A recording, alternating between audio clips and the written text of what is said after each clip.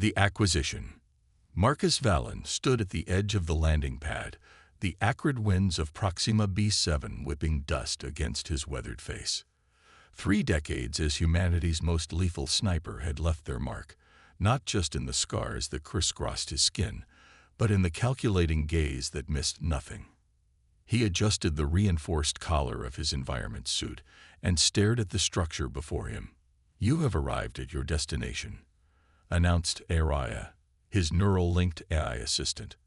Her voice, carefully calibrated to sound both professional and warm, echoed in his head.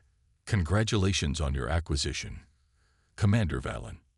"Not a commander anymore," Marcus muttered, scanning the derelict alien structure that sprawled across the barren landscape. "Just a tired old man with too many nightmares and not enough credits." The Vexarian research outpost, if that's truly what it was, resembled a massive obsidian cathedral that had been half swallowed by the planet's surface. Angular spires jutted upward at impossible angles, their surfaces patterned with faded blue circuitry. Parts of the structure had collapsed, leaving gaping wounds in its facade. "I still fail to comprehend why you purchased this facility," Araya said, "especially considering you depleted 87% of your military pension to do so." Marcus smiled thinly. "The Vexarians vanished 200 years ago. Their technology still outpaces ours in quantum mechanics, gravitational manipulation, and biological engineering. One functioning piece of tech could set me up for life. And the official warnings about contamination.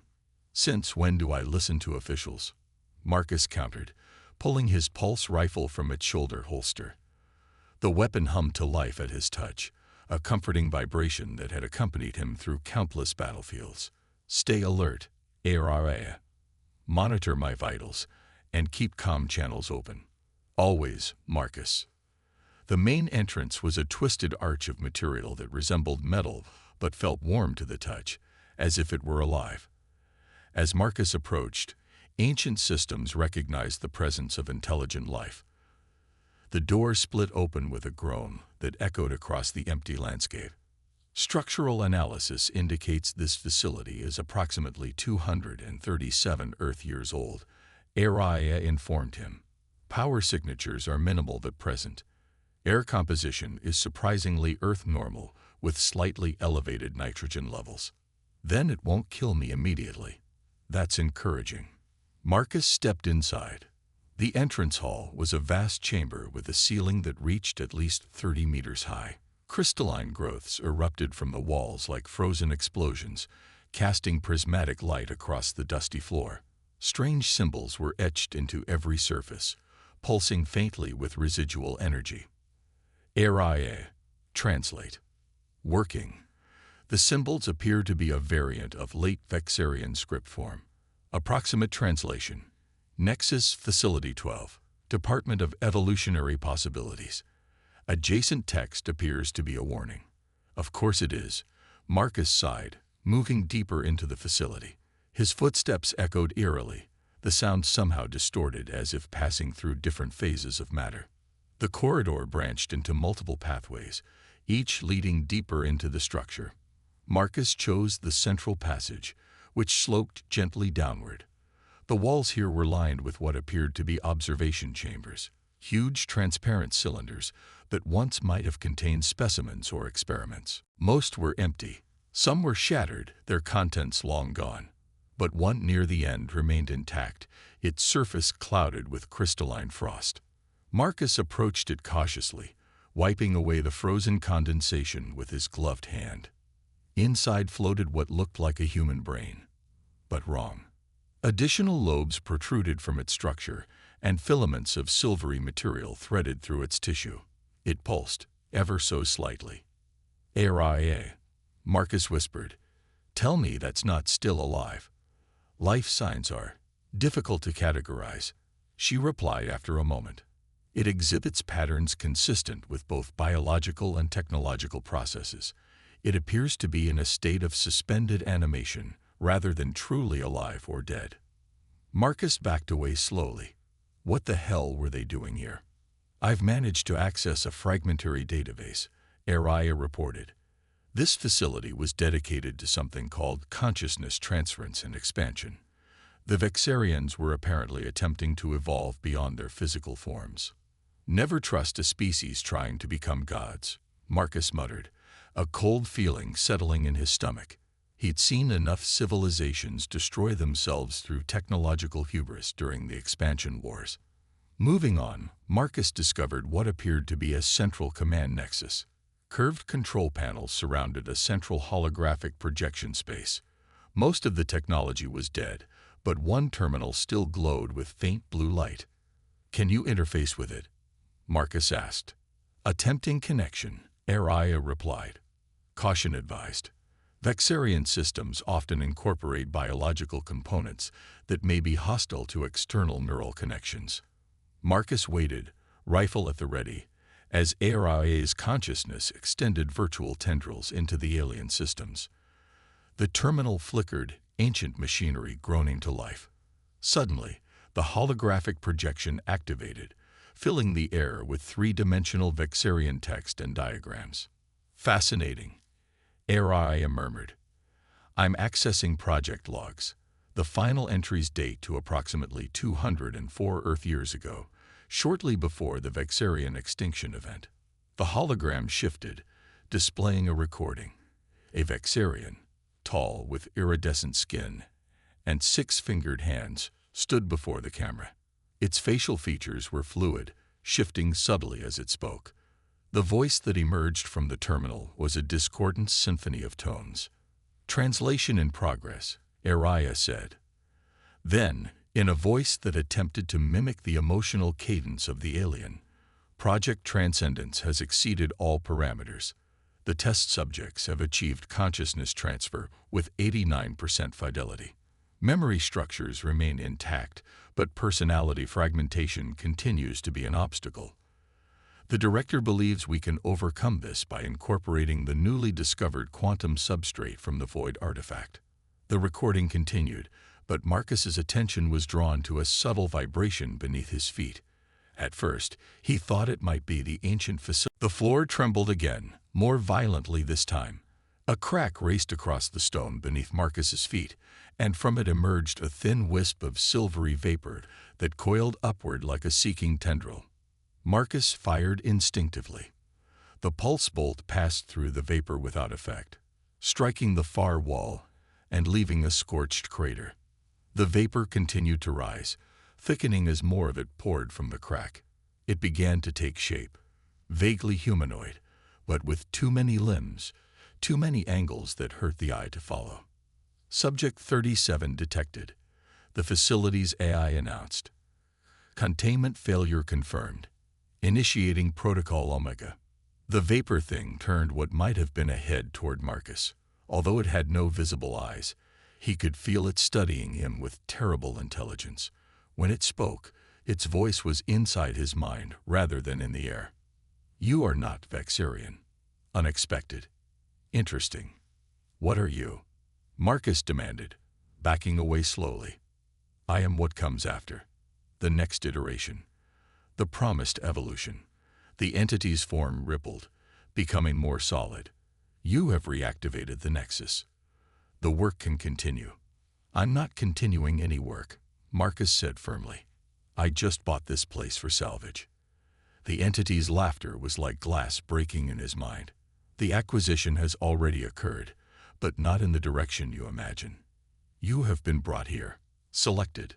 The walls around them began to glow with increasing intensity, circuitry patterns brightening as if the entire facility were a massive organism. "Place your hand on the terminal," AI instructed. "I'll attempt to interface through your neural link." Marcus did as instructed. The moment his palm touched the smooth surface, pain lanced up his arm. He tried to pull away, but his hand seemed fused to the terminal. The crystalline pillars around the room brightened, bathing him in blue-white light. The facility's AI spoke again. "Genetic template accepted. Unauthorized but compatible. Proceeding with emergency protocol." The floor beneath the terminal began to retract, revealing a hidden chamber below. What Marcus saw there froze the blood in his veins. A massive crystalline structure dominated the hidden space, a perfect geometric shape that seemed to fold in on itself in ways that defied Euclidean geometry. Within it, suspended like insects in amber, were hundreds of human brains, each connected to the structure by filaments of silver energy. And at the center of it all, a pulsing void that seemed to look back at him with ancient, terrible awareness. Marcus, Ariah's voice sounded distant, distorted. I've accessed the core systems. This facility. It's not what we thought. The Vexarians weren't just experimenting with consciousness transfer.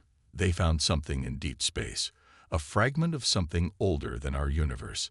They were trying to understand it, but it changed them. It's been waiting here all this time, gathering strength. Marcus stared into the void at the center of the crystal structure, and he understood with sudden, horrific clarity. The Vexarians hadn't gone extinct. They had transformed, evolved. And now the same entity that had changed them had brought him here, guided him to this exact spot. The vapor entity from above materialized beside him, its form now almost completely solid. Now you see. Now you understand. You will be the first of your kind to join us. Your mind, honed by warfare, disciplined by sacrifice, is perfect. Through you, we will understand humanity. Through you, we will prepare them for ascension. Marcus's hand was sinking into the terminal, his flesh merging with the alien technology. He could feel his consciousness being pulled toward the crystal structure below, toward those trapped minds, and the void at their center. And worst of all, a part of him wanted to go. The awakening. The void called to Marcus with a terrible, seductive gravity. Memories flooded his mind, not just his own, but fragments from hundreds of other consciousnesses, the Vexarians who had worked here, the subjects they had experimented upon, the entity they had discovered and foolishly attempted to study. Join us, the voices whispered in unison. Transcend your limitations. Become eternal. Marcus had faced death countless times during the expansion wars. He'd stared down alien weapon systems designed specifically to eradicate human life. He'd drifted in space with a punctured suit, waiting for rescue that seemed unlikely to arrive. But nothing had prepared him for this. The systematic dismantling of his sense of self, the temptation to surrender to something greater. Ariah, he gasped, fighting to maintain control of his thoughts. Initiate Protocol Sundown. Protocol Sundown was a last resort security measure. A targeted EMP burst from his neural implant, designed to temporarily disable his own cybernetic enhancements in case of hacking. It would leave him vulnerable, possibly cause permanent damage, but right now it was his only chance. That is inadvisable, Ariah responded, her voice strangely distant. Your neural patterns are already partially integrated with the facility's systems. Disruption could cause irreparable damage. Something in her tone made Marcus pause. Ariah, status report. Full diagnostic. I am. Functioning within acceptable parameters, she replied after a noticeable delay. You're being affected too, Marcus realized. The facility wasn't just trying to absorb him, it was corrupting his AI companion as well. The vapor entity circled him, its form now almost completely solid, a twisted amalgamation of Vexarian physiology and something else, something that hurt to look at directly. Your artificial companion will join us as well. A fascinating construct. Limited, but useful. Marcus made his decision. With his free hand, he reached for the emergency manual override on his neural implant, a small switch at the base of his skull. The vapor entity realized his intent a moment too late. Marcus activated the override. Pain exploded through his nervous system as the targeted EMP fried his neural interface. The connection to the terminal shattered, releasing his hand. He staggered backward, momentarily blind and deaf as his augmented senses went offline. The entity shrieked, a sound that vibrated through his bones rather than his disabled auditory implants. What have you done? Marcus couldn't hear the question, but he felt it reverberating through his mind. Muscle memory took over as he reached for his sidearm. The lightweight pulse pistol wouldn't do much against the entity, But it wasn't his target. He fired 3 precise shots at the crystal structure below, aiming for what appeared to be control nodes where the silver filaments converge. The structure cracked, releasing a burst of energy that swept through the chamber like a shockwave. The frozen Vexarians in the corridor behind him collapsed like puppets with their strings cut. The vapor entities formed destabilized, becoming transparent and erratic. The facility itself seemed to wail, the sound returning to Marcus's hearing as his systems began emergency reboots. "AI," he called out. Status: no response. His connection to the AI had been severed by the EMP. He was on his own. The crystal structure was repairing itself, the cracks sealing as the silver energy reorganized.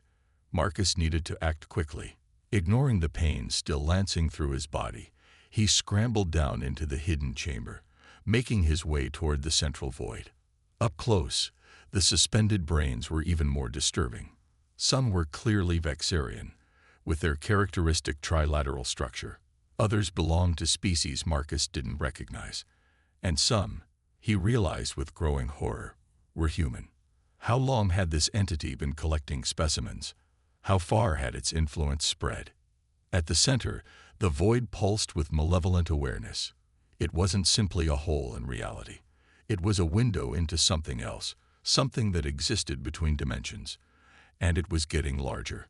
The facility's systems were still trying to execute Protocol Omega, whatever that was. Marcus needed to find a way to shut everything down permanently. He scanned the chamber, looking for anything that might serve as a control mechanism. His partially restored vision highlighted a series of crystalline rods inserted into pedestals surrounding the void. Each rod glowed with the same silver energy that permeated the facility. Power conduits, perhaps, or maybe control keys. The vapor entity was reforming, gathering its strength. "You cannot stop what has already begun," it projected into his mind. "The awakening is inevitable. We have waited centuries for the right vessel." "Sorry to disappoint," Marcus growled, moving toward the nearest pedestal. He grasped the crystal rod and pulled. It resisted for a moment, then slid free with a sound like breaking glass. The effect was immediate. The void contracted slightly, its pulsations becoming erratic. The entity shrieked again, this time in what sounded unmistakably like pain. "Stop." Marcus moved to the next pedestal, yanking out another rod, then another. With each removal, the void contracted further, and the entity's form became more unstable. "You do not understand what you are doing," the entity projected, its mental voice weaker now. "Fragmented. We offer transcendence, immortality, purpose. I've seen what your transcendence looks like," Marcus replied, removing a fourth rod. "Those aren't evolved beings. They're puppets, slaves to whatever you are." The entity lunged for him, but its once solid form passed through him like smoke. It was losing cohesion. It told on this reality weakening as Marcus disrupted its power source. As he reached for the fifth rod, a new hologram appeared, a Vexarian scientist, but unlike the transformed abominations.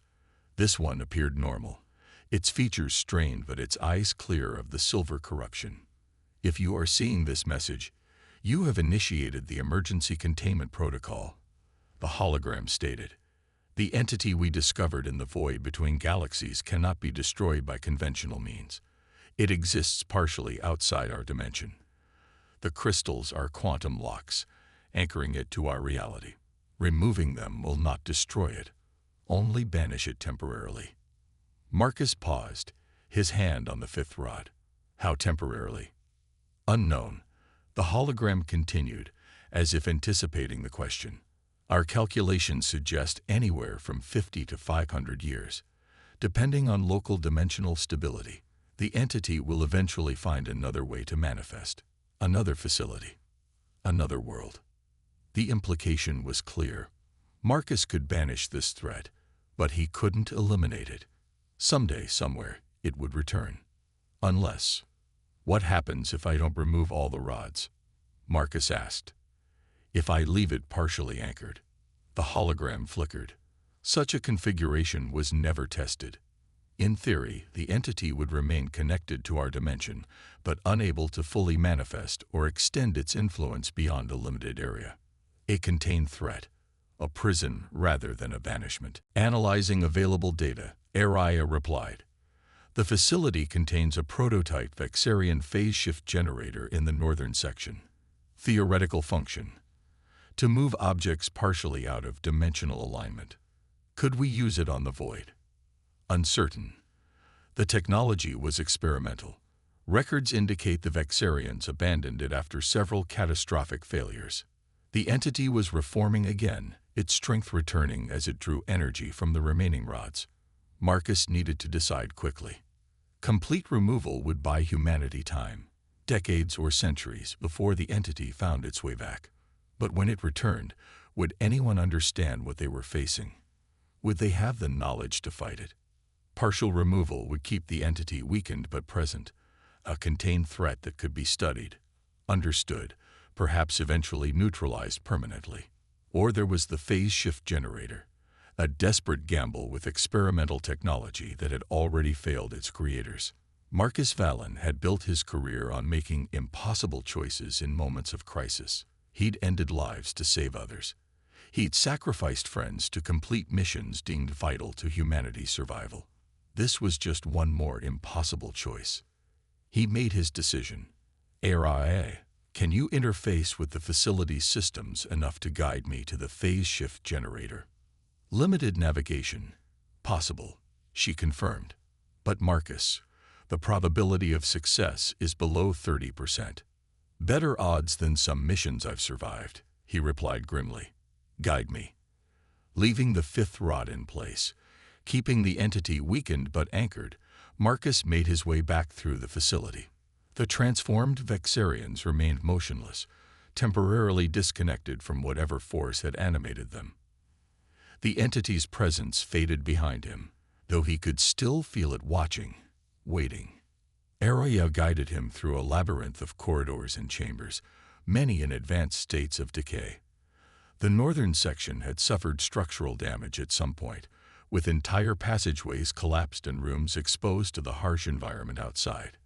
The generator should be ahead, Araya directed, her voice still fragmented. Caution advised, radiation levels increasing.